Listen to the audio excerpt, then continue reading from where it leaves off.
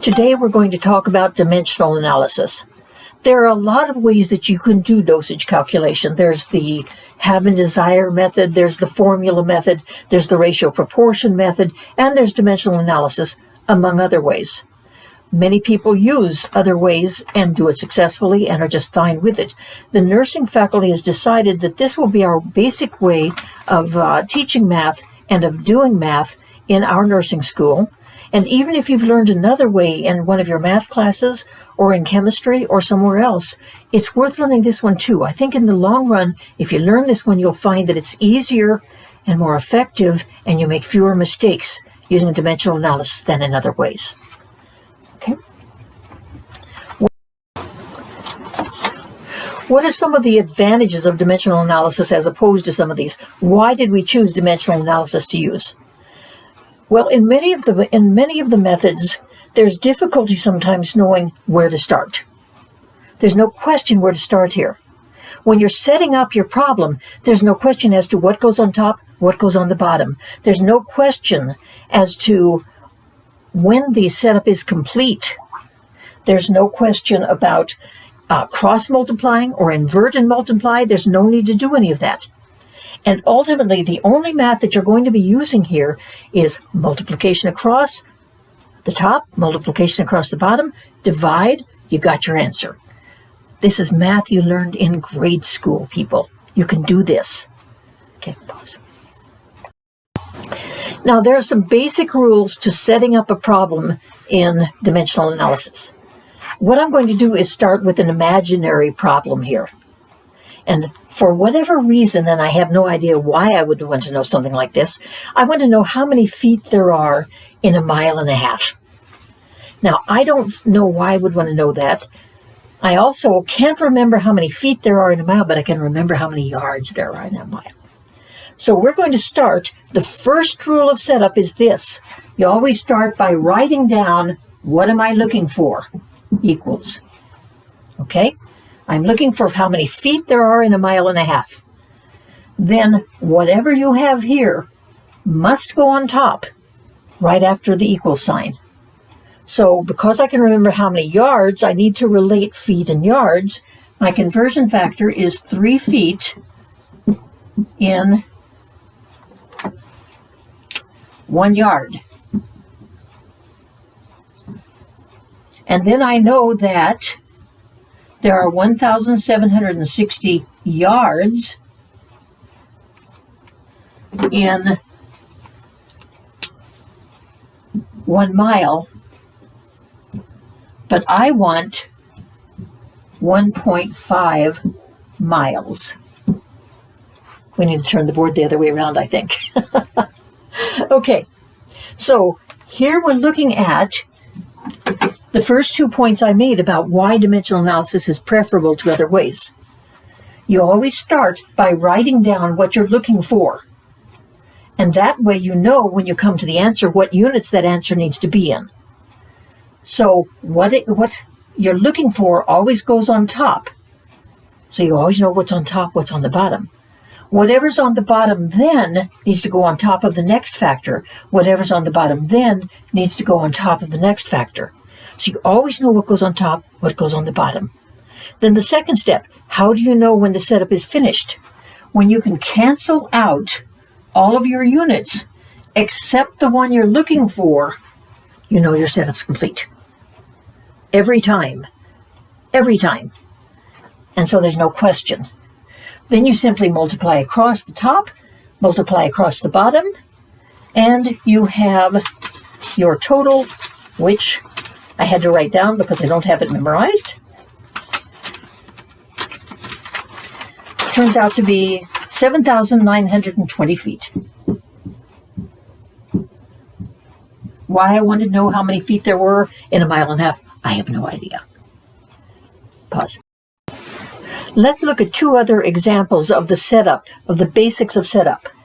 How many teaspoons are there in a cup? So what I'm looking for is teaspoons. Now, from my conversion factors, I know that 1 teaspoon is 5 milliliters. And I know that there are 30 milliliters in 1 ounce, and I know that there are 8 ounces in 1 cup, and I'm looking for teaspoons per cup. Now, I have 2 pieces over here. That's okay. Whatever's on top must be on top here. This will come along later. We don't need to worry about what's on the bottom right now. But what's on top must be on top here. Then what's on the bottom must be on top here. What's on the bottom here must be on top here. You can cancel out all of your units with the exception of what you're looking for, teaspoons per cup. Again, the basic setup is the same, and it's 48 teaspoons. One more example of setup, of your basic setup, and this one will be more directly related to medicine and dosage calculations. What is the weight in kilograms of a child weighing 40 pounds?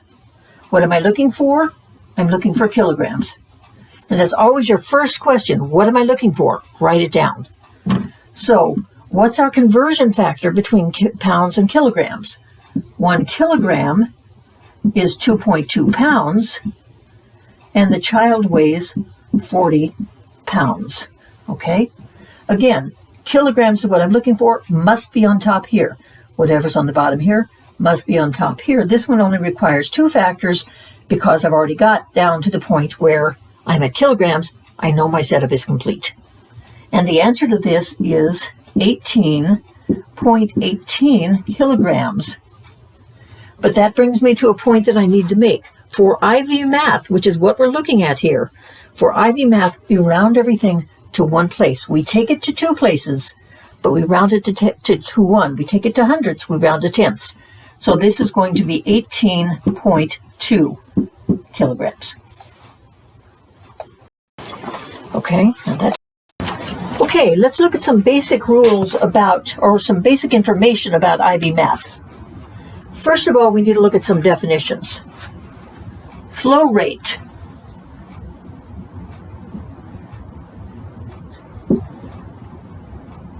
Infusion rate.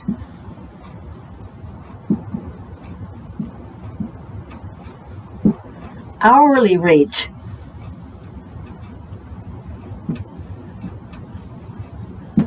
Are 3 interchangeable terms.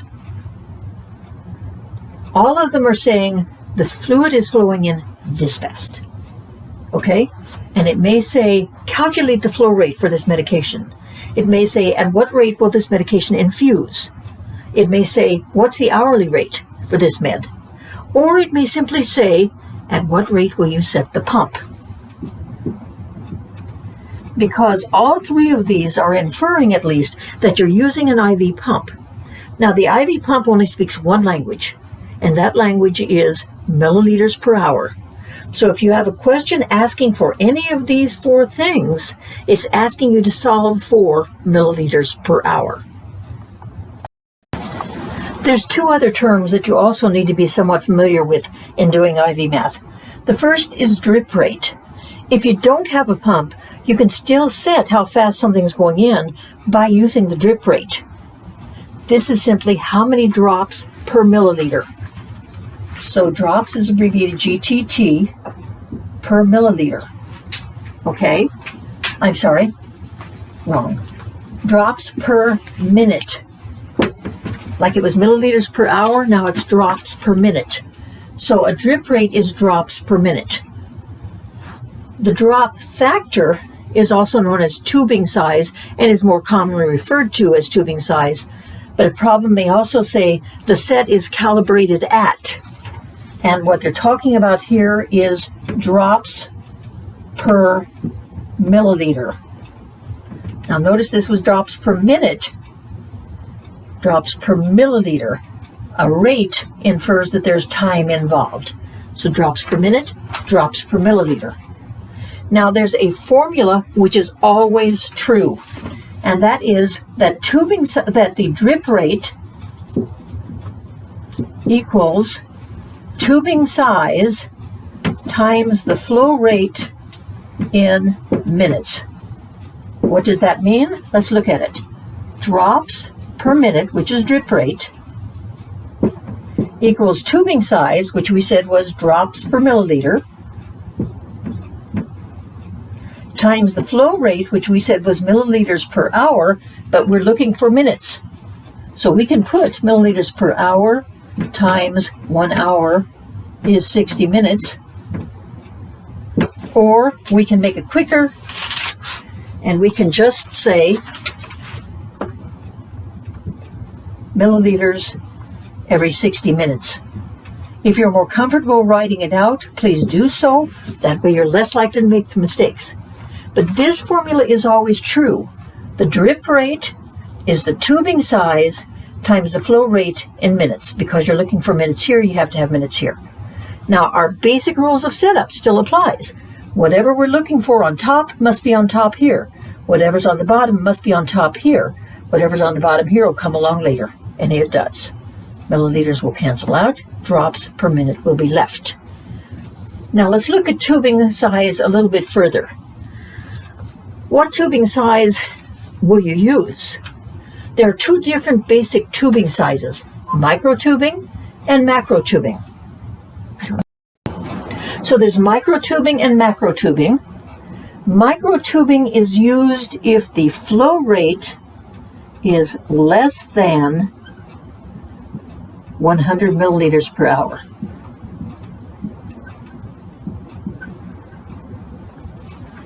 So if your flow rate is 99 milliliters per hour down, if it's 1 or 2 digits in your flow rate, you should be using microtubing. Microtubing comes in only one size, and that is 60 drops per milliliter. Okay, then we have macrotubing. Macrotubing is a little more complicated, but your same two basic pieces of information still apply.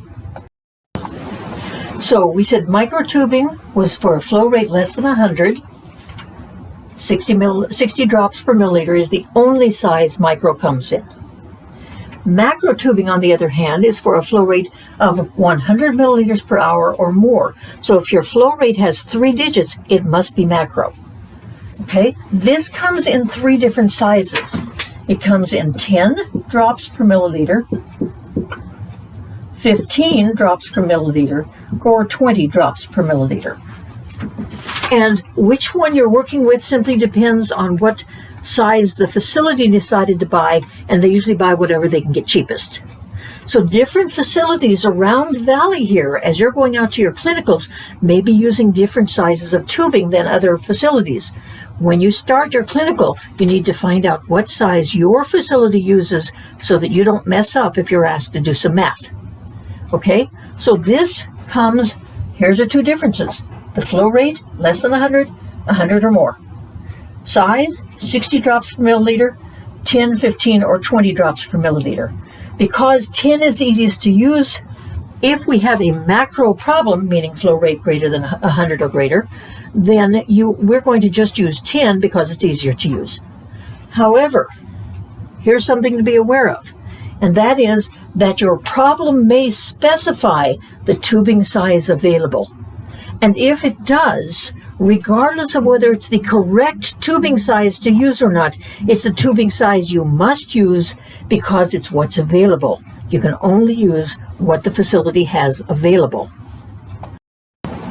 Now, one other point I really need to make here is this, that when you are looking at a problem and trying to decide whether to use macro or micro, remember, it is not the volume of fluid that you're putting in. It's not the volume of fluid that you're infusing.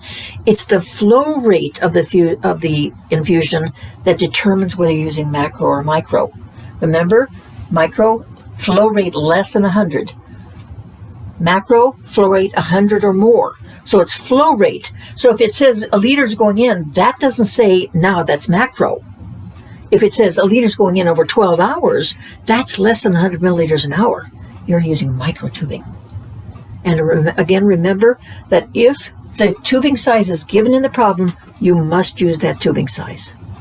Now, one other thing that I want to mention before we go on to the next segment of this, and it's something I should have mentioned earlier but didn't think of until now. When you're using a conversion factor, let's say I want to go pounds to kilograms. Okay, I know that there are 2.2 pounds per kilogram. But I can write that way, or I can write 1 kilogram is 2.2 pounds, and it doesn't matter which way I write it. 2.2 pounds per kilogram, 1 kilogram to 2.2 pounds. What it's telling me is the relationship between pounds and kilograms is this relationship. And it doesn't matter what's on top, what's on the bottom, to establish that relationship, and you use it in whichever direction you need to solve the problem. Okay. We're going to talk briefly about the different types of problems that you may encounter in doing IV math. And there are several types. There's actually 6 types that we're going to be dealing with and that you may see on your IV calculation test. So, types of problems.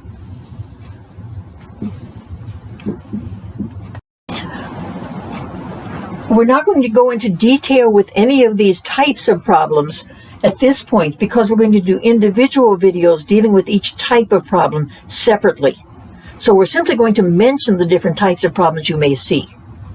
The first is problems questioning what is the flow rate or the drip rate. So you might have something like a liter of fluid is to go into 8 hours. What's its flow rate? What's its drip rate? Okay? Simple problems like that. Those are the simplest of the problems. The second type is time problems. And these are relevant to the nurse because if you hang a bag of fluid, you need to have some idea when that bag's going to be empty so that you get into the room and hang a new bag before that bag runs dry. So time problems deal with that kind of thing. The next type of problem is hourly dosage. And hourly dosage, what you're dealing with there is not milliliters per hour necessarily, but whatever units the medicine comes in per hour. So if you're asking for an hourly dosage on insulin, it would be units per hour. If you're asking for an hourly dosage on potassium, it would be milliequivalents per hour. If you were asking for an hourly dosage on magnesium, it would be milligrams per hour. Whatever the medicine comes in per hour. Pause. The fourth type of problem that you'll see is two-step problems.